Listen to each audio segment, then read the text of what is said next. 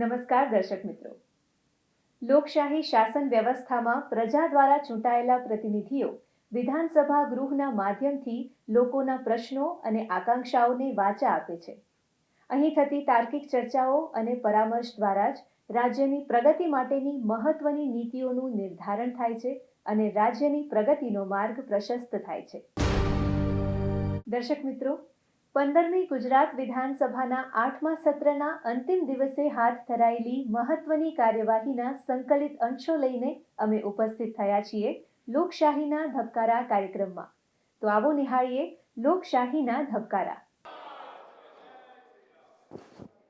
Order. પ્રશ્ન ક્રમાંક 1, માન્ય શ્રી અમિતભાઈ ચાવડા. માનનીય અધ્યક્ષીય, સાયબર ફ્રોડનો આજે ગુજરાત અને દેશને દુનિયા એનો સામનો કરી રહી છે, ત્યારે ગુનેગારો પકડાયા નથી. એવા કેટલા ગુનેગારો છે જે ગુનેગારો પકડાયા છે પણ રકમ રિકવર ના થઈ હોય, એવા કિસ્સા કેટલા છે? માનનીય અધ્યક્ષશ્રી, સાયબર ફ્રોડ જે રીતે થતા હોય છે, ઘણીવાર ઓટીપી એના ફ્રોડ મારફત થતા હોય છે, ઘણીવાર યુપીઆઈના ફ્રોડ મારફત થતા હોય છે, અનેક અલગ અલગ બનાવો બનતા હોય છે. સાયબર ક્રાઇમ અને અન્ય ગુનાથી એ રીતે અલગ પડે છે કે સાયબર ક્રાઇમમાં આરોપીઓ સ્થળ ઉપર હાજર હોતા નથી, અને ખાસ કરીને એટલે કે અનેક ગુનાઓ બને ગુજરાત બહાર, ફરિયાદ નોંધાય ગુજરાતમાં, ઘણીવાર દેશ બહાર પણ આવા સાયબર ફ્રોડ થતા હોય છે. એને પકડવા ખૂબ મુશ્કેલ હોવા છતાં પણ વિદેશમાં ઘણા આરોપીઓ વિદેશમાં પણ હોય છે, અને વધુમાં સાયબર ક્રિમિનલ ગુનાઓ કરવા માટે વીપીએન, ડાર્ક વેબ, ક્રિપ્ટોકરન્સી વગેરેનો ઉપયોગ કરે છે, જેમને ટ્રેસ કરવામાં સમય લાગે છે. અને વધુમાં સાયબર ક્રાઇમની તપાસ માટે દેશની બહારના પ્લેટફોર્મ જેવા કે Google, meta, Instagram, Facebook, Twitter અને એક્સ ઉપર આધાર રાખવો પડે છે. તેમ છતાં ગુજરાત પોલીસ તમામ પ્રકારના સાયબર ફ્રોડને ગુનાઓ ઉકેલવા માટે પ્રયત્ન કરતી હોય છે, અને ઘણા કેસોમાં આમાં સફળતા પણ મળતી હોય છે. કારણ કે આ ગુના એવા છે સાયબર ફ્રોડના કે સ્થળ ઉપર હાજર હોતા નથી, એમના કારણે એમને પકડવા પણ મુશ્કેલ પડતા હોય છે, પણ પોલીસ દ્વારા અને સરકાર દ્વારા એમના માટે પગલાં લેવા માટેના કાયમી માટેના પ્રયાસો થતા હોય છે. માન્ય અમિતભાઈ શાહ. શ્રી, હું આપના મારફત મંત્રીશ્રીને પૂછવા માગું છું કે ઓપરેશન મ્યુલ હન્ટ શું છે અને આ ઓપરેશન મ્યુલ હન્ટ દરમિયાન શું કામગીરી કરવામાં આવે છે? માનનીય અધ્યક્ષશ્રી, જે રીતે અમિતભાઈ સાહેબ દ્વારા જે વાત કરવામાં આવી છે કે ઓપરેશન મ્યુલ હર્ટ એટલે શું? મ્યુલ એટલે કે જે એવો વ્યક્તિ કે પોતાના બેંક એકાઉન્ટમાં ઉપયોગ ગુનેગારોને કરવા માટે આપે છે, આને જાણતા અજાણતા સાયબર ફ્રોડમાં ભાગીદાર બની જાય છે. આવા મ્યુલ્સ મારફતે કરોડો રૂપિયાના ગેરકાયદેસર લેવડ દેવડ થાય છે. માનનીય મુખ્યમંત્રી અને નાયબ મુખ્યમંત્રીના માર્ગદર્શન હેઠળ ગુજરાત પોલીસે ડિસેમ્બર 2025માં ફક્ત 2 અઠવાડિયામાં ડ્રાઈવમાં સમગ્ર દેશવાસીઓને જેની હકારાત્મક નોંધ લીધી છે તેવા ઐતિહાસિક કામગીરી કરી છે. માનનીય અધ્યક્ષશ્રી, ડ્રાઈવ હેઠળ અમદાવાદ શહેરમાં 101 ગુના દાખલ કરી 115 આરોપીઓની ધરપકડ કરી છે, અને સુરત શહેરમાં 142 ગુના દાખલ કરી અને 44 આરોપીઓની ધરપકડ કરી છે. સમગ્ર રાજ્યમાં ડ્રાઈવ હેઠળ 539 ગુનાઓ દાખલ કરી 497 આરોપીઓને ધરપકડ કરવામાં આવી છે. પ્રશ્ન ક્રમાંક 2, માન્ય શ્રી ડૉક્ટર મહેન્દ્રભાઈ પાડલિયા.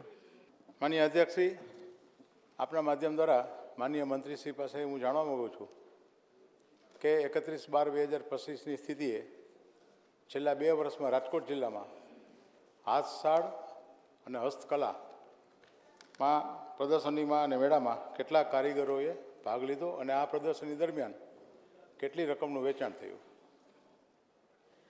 માન્ય અધ્યક્ષશ્રી, તારીખ 31/12/2025ની સ્થિતિએ છેલ્લા 2 વર્ષમાં રાજકોટ જિલ્લામાં હાથશાળ અને હાથકલા મેળા પ્રદર્શનમાં 473 કારીગરોએ ભાગ લીધો અને રૂપિયા 2.14 કરોડ રકમનું વેચાણ કરવામાં આવ્યું.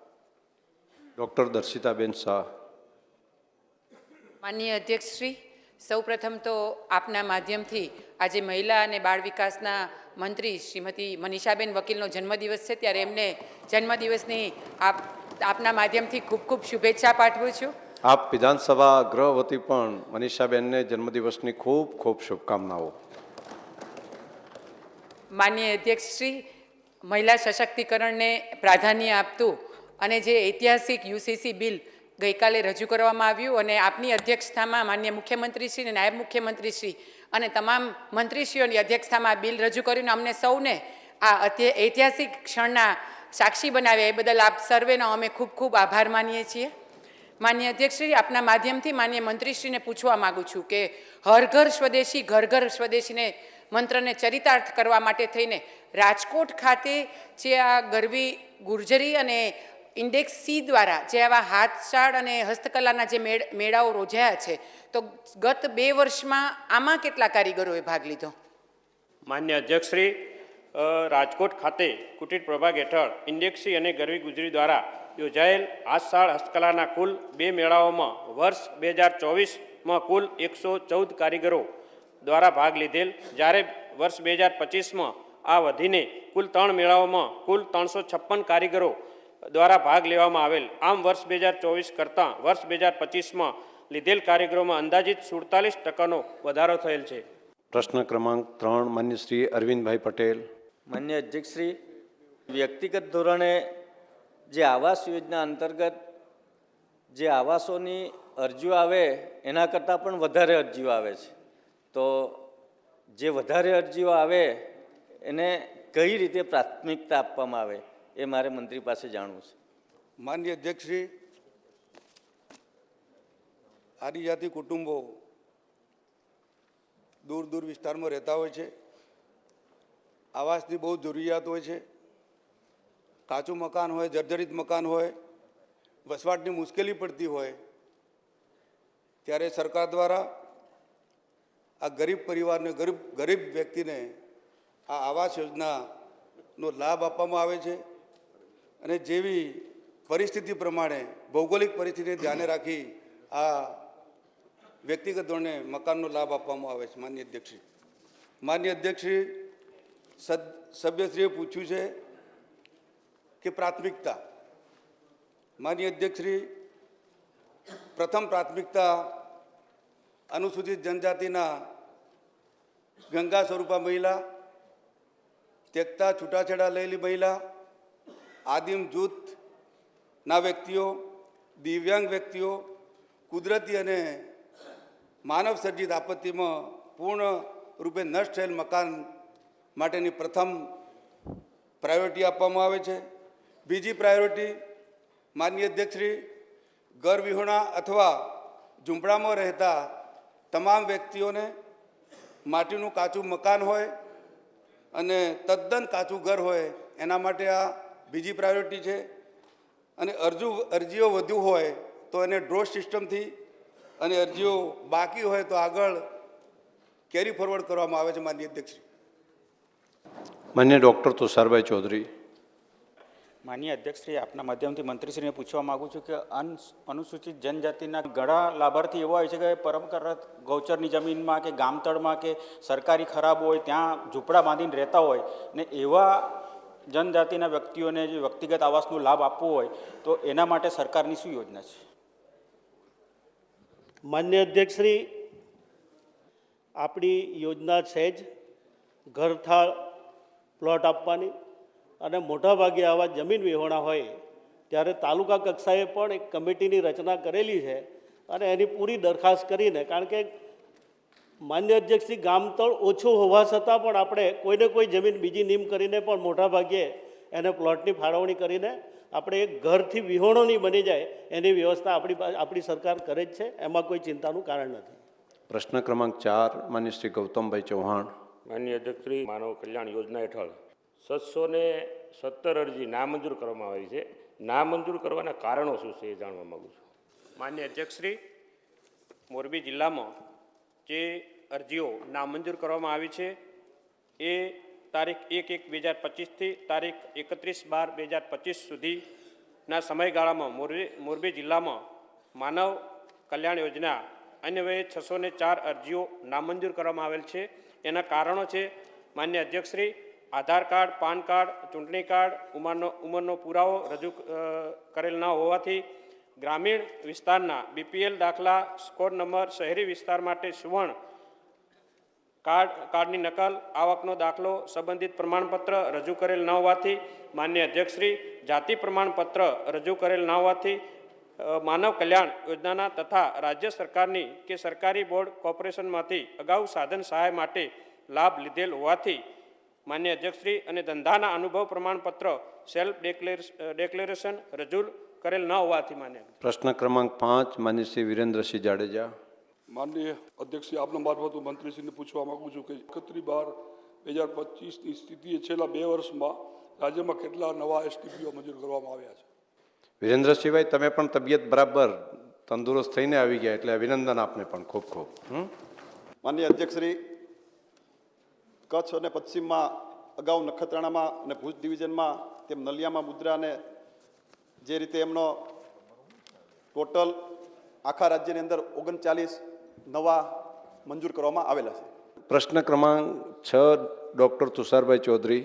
માનનીય અધ્યક્ષશ્રી, આપના માધ્યમથી મંત્રીશ્રી પાસે જાણવા માગું છું કે જે જવાબમાં જે માહિતી આપેલ છે એ જથ્થા પૈકી સ્ટેટ મોનિટરિંગ સેલ દ્વારા કેટલો જથ્થો પકડવામાં આવ્યો છે, લોકલ ક્રાઇમ બ્રાન્ચ દ્વારા કેટલો જથ્થો પકડવામાં આવ્યો છે અને સ્થાનિક પોલીસ સ્ટેશન દ્વારા કેટલો જથ્થો પકડવામાં આવ્યો છે? માનનીય અધ્યક્ષશ્રી, જે રીતે સરકાર દ્વારા મોટાભાગનો જથ્થો સ્થાનિક પોલીસ દ્વારા પકડવામાં આવેલ છે, તેમ છતાં સાબરકાંઠા જિલ્લામાં LCB SOG દ્વારા ગણપાત્ર 45 કેસો, તાપી જિલ્લા અને LCB SOG દ્વારા ગણપાત્ર 34 કેસો કરવામાં આવેલ છે. અને જે પણ રીતે પોલીસ દ્વારા કોઈપણ રેડ કરવામાં આવે છે, ખાસ કરીને સાબરકાંઠાની વાત કરું તો 28,000 રેડ કરેલ છે અને 16,000 રેડમાં દારૂ કે નશીલા પદાર્થો પણ પકડેલ છે. એવી જ રીતે મોટાભાગના કેસોની વાત કરું તો રોકડ દંડની શિક્ષા PSIને 2 PSIને કરવામાં આવેલ છે, એક ASIને કરવામાં આવેલ છે, એક હેડ કોન્સ્ટેબલને કરવામાં આવે છે અને એક PCને કરવામાં 6 ટોટલ PCને કરવામાં આવે છે. આવી રીતે અલગ અલગ પોલીસ ઉપર કાર્યવાહી પણ કરવામાં આવતી હોય છે અને ઉપર પગલાં પણ લેવામાં આવતા હોય છે. વીડી ઝાલા. માનનીય અધ્યક્ષશ્રી, માનનીય મંત્રીશ્રી પાસે જાણવા માગું છું કે સાબરકાંઠા જિલ્લામાં જે આ ગુનાઓમાં જે આરોપીઓ પકડાયા છે એમની કોઈ કેસમાં મિલકતો જપ્ત કરવામાં આવી છે કે કેમ? માનનીય અધ્યક્ષશ્રી, વર્ષ 2024માં 14,70,000 અને વર્ષ 2025માં 17,22,000 એમ કુલ 31,93,000ની મિલકત આરોપીઓની જપ્ત કરવામાં આવી છે. પ્રશ્ન ક્રમાંક 8 માન્ય શ્રી સુખાજી ઠાકોર. મને અધ્યક્ષશ્રી, સંકલિત ડેરી યોજના અંતર્ગત અરવલ્લી જિલ્લામાં છેલ્લા 2 વર્ષમાં કયા પ્રકારના બ્રીડના દુધાળા પશુઓની તાલુકાવાર લાભાર્થીઓ દ્વારા પસંદગી કરવામાં આવેલ છે? માનનીય અધ્યક્ષશ્રી, સંકલિત ડેરી વિકાસ યોજના આદિવાસી વિસ્તારની અમારી બહેનોની છે. બહેનોને પગભર કરવાનો આશય છે, દૂધ ઉત્પાદન વધારવાનો આશય છે, વધુ દૂધાળા પશુઓની માવજત કરવાનું છે અને બાળકોનું પોષણ સ્તર ઊંચું આવે એના માટેનું છે. અને આ મહિલાઓ માસિક 5,000થી 7,000 રૂપિયાની આવક મેળવે છે. માનનીય અધ્યક્ષશ્રી અને માનનીય સભ્યશ્રીનો પ્રશ્ન અરવલ્લી જિલ્લાનો છે, તો અરવલ્લી જિલ્લાની અંદર સર ભિલોડા અને મેઘરજ તાલુકા 2 તાલુકા આવે છે. એમાં આ લાભાર્થીઓને ગાય ભેંસ આપવામાં આવે છે. એમાં ભિલોડા તાલુકામાં 335 લાભાર્થીઓ અને મેઘરજ તાલુકામાં 159 લાભાર્થીઓ થાય છે અને કુલ 494 લાભાર્થીઓને ભેંસનું વિતરણ કરવામાં આવ્યું છે. માનનીય અધ્યક્ષ, તેમનો પ્રશ્ન એવો હતો કઈ બ્રીડને આપવામાં છે, કઈ બ્રીડ, કઈ જાતિ, એવું કોઈ પૂછ્યું છે? માન્ય અધ્યક્ષ, દરેક જિલ્લાની અંદર દાખલા તરીકે દક્ષિણ ગુજરાતની અંદર જાનવરની ખરીદી અલગ રીતે થતી હોય છે, પણ આ જિલ્લામાં મારી પાસે જે માહિતી છે એ ભિલોડાની અંદર 335 મહેસાણી બ્રીડની ભેંસો હતી અને મેઘરેજની અંદર પણ 159 મહેસાણી બ્રીડની ભેંસો આપવામાં આવેલી હતી. માન્ય શ્રી ભીખુસિંહભાઈ.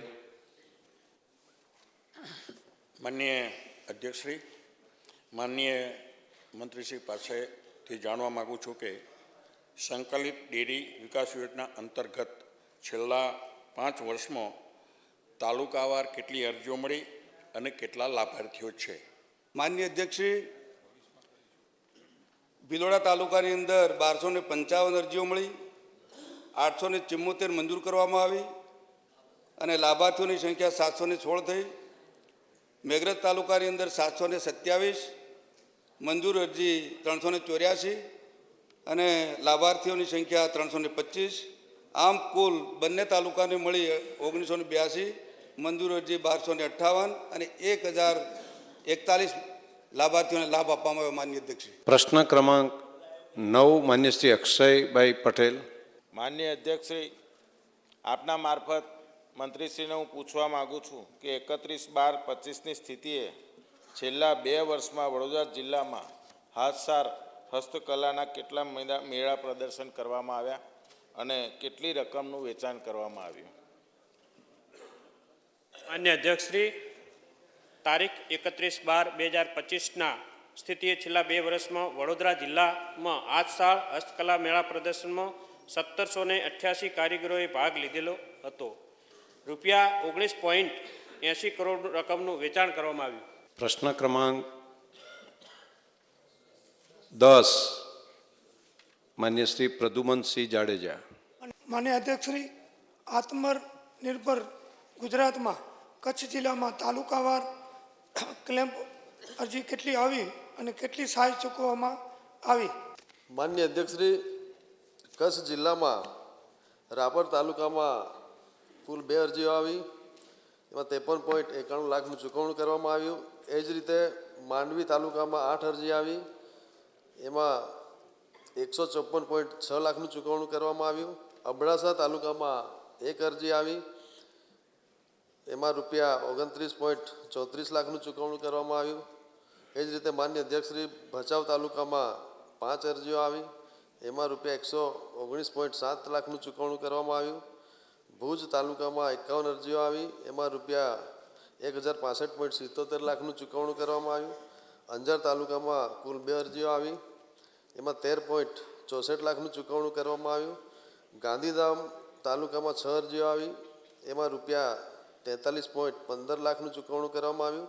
આમ કચ્છ જિલ્લામાં કુલ 75 અરજીઓ આવી, એમાં કુલ ચૂકવણું 14,79,48,000નું ચૂકવણું કરવામાં આવ્યું. અને કેશુભાઈ પટેલ. અને અધ્યક્ષશ્રી, 2022 આત્મનિર્ભર ગુજરાતના માધ્યમથી કચ્છ જિલ્લામાં 1/1/25થી 31/12/25 સુધી નવું મૂડીરોકાણ કેટલું આવ્યું અને કયા તાલુકામાં આવ્યું એ જાણવા માગું છું. 1/1/2025થી 31/12/2025 સુધી કચ્છ જિલ્લામાં અબડાસા તાલુકામાં એક એકમમાં 11.75 કરોડનું ચૂકવણું કરવામાં આવ્યું. અંજાર તાલુકામાં 29 એકમ રૂપિયા 215.86 કરોડનું ચૂકવણું કરવામાં આવ્યું.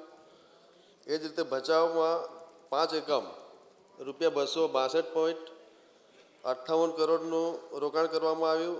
ભુજ જિલ્લામાં 57 એકમ 242.42 કરોડનું રોકાણ કરવામાં આવ્યું. ગાંધીધામમાં કુલ 6 એકમ કરવામાં આવ્યા છે, એમાં 117.10 કરોડનું રોકાણ કરવામાં આવેલ છે. માંડવી તાલુકામાં 6 એકમ રૂપિયા 14.81 કરોડનું રોકાણ કરવામાં આવેલ છે. મુન્દ્રા તાલુકામાં 11 એકમમાં 129.62 કરોડનું રોકાણ કરવામાં આવેલ છે. નખત્રાણા તાલુકામાં 2 એકમ છે, કુલ રૂપિયા 2.76 કરોડનું રોકાણ કરવામાં આવેલ છે. રાપર તાલુકામાં 2 એકમ છે, રૂપિયા 6.19 કરોડનું રોકાણ કરવામાં આવેલ છે. આમ કચ્છ જિલ્લામાં 149 એકમ આવેલ છે. ટોટલ રોકાણ 1,003 કરોડ 9 લાખનું રોકાણ કરવામાં આવે છે. શ્રીમતી માલતીબેન મહેશ્વરી. માન્ય અધ્યક્ષશ્રી, આપશ્રીના માધ્યમથી માન્ય મંત્રીશ્રી પાસેથી જાણવા માંગુ છું કે રાજ્ય સરકારમાં હાલમાં credit guarantee fund trust for small and micro enterprises માટે એમઓયુ એની સાથે એમઓયુ કરવામાં આવેલ છે. આ એમઓયુની વિગતો શું છે અને સાથે આ એમઓયુથી સ્મોલ અને માઇક્રો એન્ટરપ્રાઇઝીસને શું લાભો મળવાના છે? માનનીય અધ્યક્ષશ્રી, credit guarantee for micro and small enterprises CGTMS યોજના ભારત સરકારના MSME મંત્રાલય અને SIDBIની સહયોગી પહેલ છે, જે માઇક્રો અને સ્મોલ એન્ટરપ્રાઇઝીસને આપવામાં આવેલી લોન પર 75% થી 85% સુધીની ગેરંટી આપી બેન્કોનું જોખમ ઘટાડે છે અને ફ્રી જામીન મુક્ત લોન સુલભ બનાવે છે. એ જ રીતે માનનીય અધ્યક્ષશ્રી, ગુજરાત સરકાર દ્વારા GCTMSE સાથે MOU હેઠળ 25 કરોડના ફંડની રચના કરવામાં આવી છે, જેથી વધારાના 10% થી 15% રિસ્ક કવર સાથે કુલ કવરેજ 90 થી 95% સુધી થશે. આ પહેલથી માઇક્રો અને સ્મોલ એન્ટરપ્રાઇઝીસને વધુ ધિરાણ, ક્રેડિટ સુલભતા, મહિલા SC/ST ઉદ્યોગ સાહસિકતાઓને પ્રોત્સાહન અને ગુજરાતના MSME ઇકોસિસ્ટમને મજબૂતી મળશે. પ્રશ્ન ક્રમાંક 11 માનનીય ઇમરાનભાઈ ખેડાવાલા. માનનીય અધ્યક્ષશ્રી, આપના મારફતે મંત્રીશ્રીને હું પૂછવા માગું છું કે વાઇબ્રન્ટ ગુજરાત 2024માં 75,819 ઉદ્યોગો કાર્યરત થયા છે.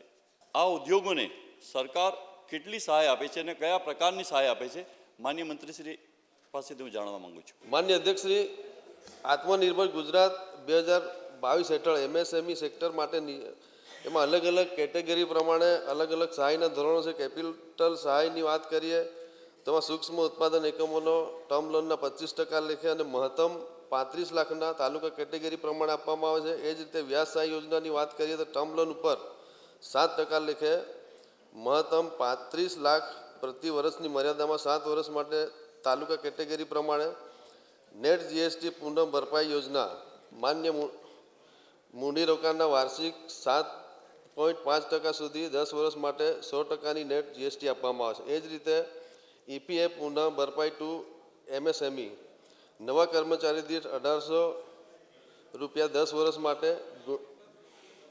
ગુણવત્તા સહાય યોજના પ્રમાણપત્ર મેળવવાની ફી તથા ઇમ્પેક્ટ ખર્ચના 50% લેખે મહત્તમ લાખની સહાય આપવામાં આવે છે. માન્ય અમિતભાઈ ઠાકર. માનનીય અધ્યક્ષશ્રી, આપના માધ્યમથી મંત્રીશ્રી ગૃહને એ જણાવે કે વાઇબ્રન્ટ ગુજરાત ગ્લોબલ જે સમિટ છે એનાથી જેણે આખા દેશમાં એક ઉદ્યોગનું વાતાવરણ બદલી નાખ્યું અને એના કારણે અનેક રાજ્યો એ પોતે પણ વાઇબ્રન્ટ જેવી સમિટ કરતા થયા. તો આપણી જે સમિટ છે એનાથી આગામી શું શું ફાયદા થવાના છે?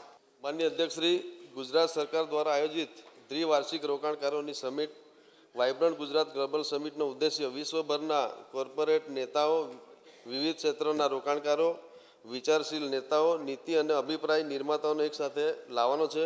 માનનીય અધ્યક્ષશ્રી, 2003માં ગુજરાતના તત્કાલીન મુખ્યમંત્રી દ્વારા સ્વપ્ન દ્રષ્ટિ નેતૃત્વ હેઠળ આ સમિટની કલ્પના થઈ હતી, જે સમાવિષ્ટ વિકાસ અને ટકાઉ વિકાસ માટે બિઝનેસ નેટવર્કિંગ, જ્ઞાન વહેંચણી અને વ્યૂહાત્મક ભાગીદારી માટે સૌથી પ્રતિષ્ઠિત વૈશ્વિક મંચના એક વિકસિત તરીકે થઈ છે. ગુજરાતમાં વ્યવસાયિક તકોને સમજવા અને શોધવા માટે વાઇબ્રન્ટ ગુજરાત ગ્લોબલ સમિટ ભારતમાં એક પ્રકારની ઇવેન્ટ તરીકે ઉભરી આવ્યો છે. પ્રશ્ન ક્રમાંક 12 માન્ય જયેશ પટેલ.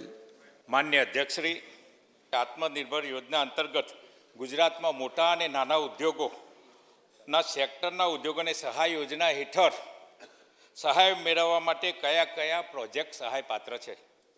માનનીય અધ્યક્ષશ્રી, આ યોજના હેઠળ સહાય મેળવવા માટે ઠરાવની શરતોને પરિપૂર્ણ કરતા 9 પ્રોજેક્ટ, વિસ્તૃતીકરણ અને વૈવિધ્યકરણ પ્રોજેક્ટ કે જેઓ યોજના હેઠળ માન્ય સમયગાળા દરમિયાન ઉત્પાદન શરૂ કરે છે તેવા પ્રોજેક્ટોને સહાય પાત્ર છે. પ્રશ્ન ક્રમાંક 14 માન્ય શ્રી શૈલેષભાઈ પરમાર. માન્ય મંત્રીશ્રી પાસે જાણવું છે કે પરમિટ આપવાની પ્રક્રિયા શું છે અને પરમિટ આપવાની પ્રક્રિયામાં જે મેડિકલની પ્રક્રિયા શું છે અને પરમિટ આપવાની પ્રક્રિયા શું છે? માન્ય મંત્રીશ્રી જણાવે. માનનીય અધ્યક્ષશ્રી, લીકર પરમિટના માનનીય સભ્યશ્રીએ પૂછ્યું કે ધારાધોરણ શું છે અને કયા બેઝ પર પરમિટ આપવામાં આવે છે. માનનીય અધ્યક્ષશ્રી, અરજદારની ઉંમર, એના રહેઠાણના પુરાવા, એનું મેડિકલ સ્ટેબિલિટી, કે ભાઈ મેડિકલ ટીમ જે સિવિલ સુપ્રિન્ટેન્ડન્ટ તપાસ કરે, ત્યારબાદ એ પરમિટ માટે એની જે ફી જોગવાઈ છે, મુંબઈ અધિનિયમ લીકર પરમિટ 1953ના ધારા મુજબ આ પરમિટ ઇસ્યુ કરવામાં આવે છે ને પરમિટમાં ગુજરાત બહારના હોય કે ગુજરાતના હોય પણ જે મેડિકલ બેઝ પર જે પરમિટ આપવામાં આવે છે લીકર પરમિટ, એમાં એની તંદુરસ્તીનું માનનીય સુપ્રિન્ટેન્ડન્ટ મંજૂરી આપે. ત્યારબાદ સિવિલ સુપ્રિન્ટેન્ડન્ટ જે સિવિલ હોસ્પિટલમાંથી સર્ટિફિકેટ આપે છે, એના આધારે તેના રહેઠાણથી માંડીને આવકના પુરાવાની પણ જરૂરિયાત છે. 25,000 માસિક આવક હોય, છેલ્લા 5 વર્ષનું આઈટી રિટર્ન ભરેલું હોય અને ખેડૂત ખાતેદારમાં 3 લાખની આવક હોય અથવા 20 વીઘા જમીન હોય, એવા લોકોને જ આ પરમિટ ઇસ્યુ કરવામાં આવે છે. પ્રશ્ન ક્રમાંક 15 માનનીય મુકેશભાઈ પટેલ. માનનીય અધ્યક્ષશ્રી, આપના માધ્યમથી માનનીય મંત્રીશ્રીને પૂછવા માગું છું કે સાબરકાંઠા જિલ્લાના જે તમામ તાલુકા છે એ તાલુકામાં તારીખ 1/1/2025થી 31/12/2025 સુધી કેટલી વ્યાજ સહાય ક્લેમ અરજીઓ મંજૂર કરવામાં આવી છે, એને કેટલું ચૂકવણું કરવામાં આવ્યું છે? માનનીય અધ્યક્ષશ્રી, સાબરકાંઠા જિલ્લાની વાત કરીએ તો હિંમતનગર તાલુકામાં કુલ 95 અરજીઓ આવેલ હતી. એમાં ચૂકવણું 464.93 લાખનું ચૂકવણું કરવામાં આવેલ છે. એ જ રીતે ઈડર તાલુકામાં કુલ 38 અરજીઓ આવેલ હતી. એમાં 170.65 લાખનું ચૂકવણું કરવામાં આવેલ છે. ખેડ બ્રહ્મા તાલુકામાં કુલ 6 અરજીઓ આવેલ હતી.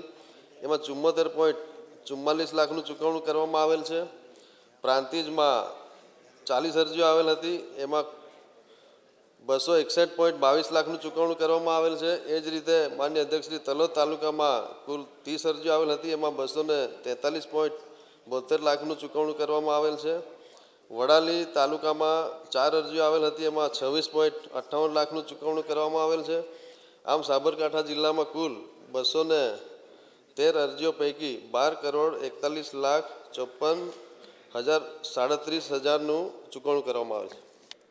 પ્રશ્ન ક્રમાંક 16 પાયલબેન કુકરાણી.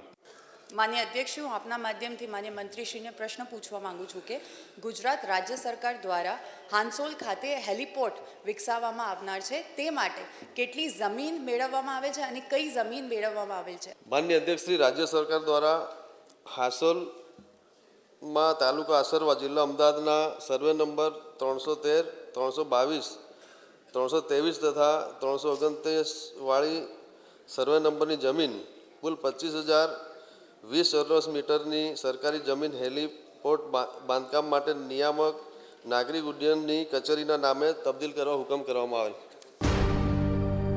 તો દર્શક મિત્રો, ફરી મળીશું આવતા સત્રમાં. ત્યાં સુધી રજા આપશો. નમસ્કાર.